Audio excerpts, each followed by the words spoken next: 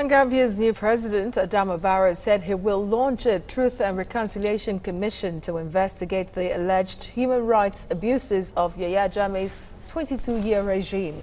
For more perspective on this, we have joining us at this time Steve Cockburn, an Amnesty International. Thank you for your time on TVC News. First off, how happy are you that President Adama Barrow wants to set up a Truth and Reconciliation Commission? I mean, I think it's an important measure in Gambia. Gambia has gone through over 2 decades of repression and 2 decades where people have been scared to speak out about politics or other things, or where people have suffered arrest and torture. And so there has to be a process, clearly, where the truth can come out and where people can talk and the country can come back together. So I think it's an important step. It's one of the important things that are promised. Other things that are promised include releasing political prisoners, changing some of the repressive laws that restrict freedom of speech, and bringing Gambia back to the International Criminal Court. So there's a lot of things that the new authorities have said they will do, and we look forward to them implementing that. All right. So many people, even within the country, have said that Jammeh should be held accountable for the period that he was in office. Could this be one of the reasons that he found it difficult relinquishing power? That may well be one of the reasons. I think there's certainly a lot to be held accountable for. He oversaw a regime for over 2 decades where horrendous human rights violations were committed. It could be one of the reasons why he's gone to Equatorial Guinea, a country where there's also widespread impunity. What's clear is that I think that Gambians are looking for some degree of accountability and justice, and I think over the coming months we'll have to have discussions, in the international community, but also most importantly amongst the Gambian population, about how justice needs to be done, what the best way of achieving that, and when it should occur. Now, what in essence really do you think will be the purpose of this Truth and Reconciliation Commission to be set up by the new president, since as far as we know, the outgone president Yahya Jammeh already entered into an agreement with the ECOWAS and AU that he's practically protected, so it might not even be prosecuted?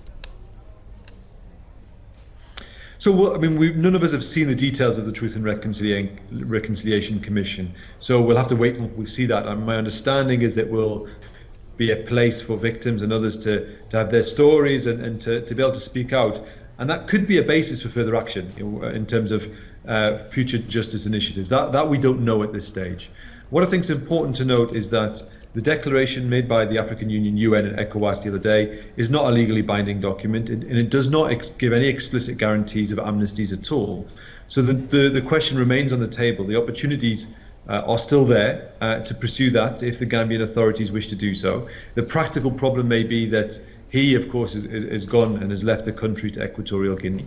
But the door is not closed on that. Okay, there are also talks that the International Criminal Court will now have a chance to come after him. Of course, Fatou Bensouda, whom we understand, of course, he persecuted in that country. Do you think that there is any substance in this?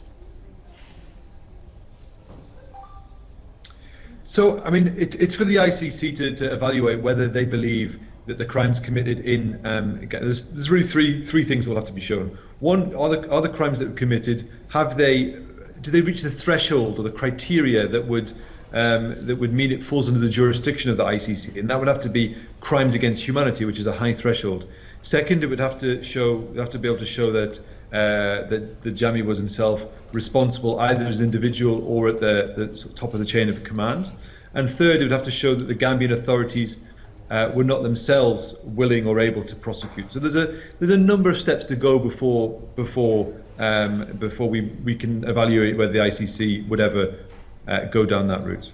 All right, as human rights activists, really, do you think only Yahya Jammeh should be talked about, and of course should have his head practically on the spike? What about security officials that were carrying out his orders in the country while he ruled with fierce fist for 22 years in the Gambia? I mean, I think that's right. It's not all just about Yahya Jammeh. There is, of course, a whole security apparatus that has existed, and there'll be other individuals in the country and those who've left that will have committed human rights violations. And I think there was a process that will have to start in Gambia about looking at what the right way of taking this forward is, this question forward, when that should happen, who it should happen to. And it's got to balance that need for justice, which the victims have, but also that need to ensure peace and reconciliation in the country. It's not an easy question to work out, but it's a question that will be on the table for the coming months. All right. Very, very shortly, Adama Barrow will return to the country. What do you think, or beyond setting up the Truth and Reconciliation Committee, what are the things that you think would be his immediate concern? So in terms of, I mean, there's certainly concerns about bringing back those who have fled the country and will want to come back to their families. There are tens of thousands of Gambians who fled the country. There is also, of course, reforming and gaining control of the security services and reforming them to make sure that they are accountable and that they are not committing human rights violations. And then there are other kind of big promises that he has made on human rights in terms of freeing political prisoners, about reforming repressive laws, and about bringing Gambia back to the ICC. So those are all things that will be in on his to-do list, and they're all things that I'm confident that he and his government will be able to take forward. Stephen Cockburn, spokesperson of Amnesty International, thank you for your analysis on TVC News Hour.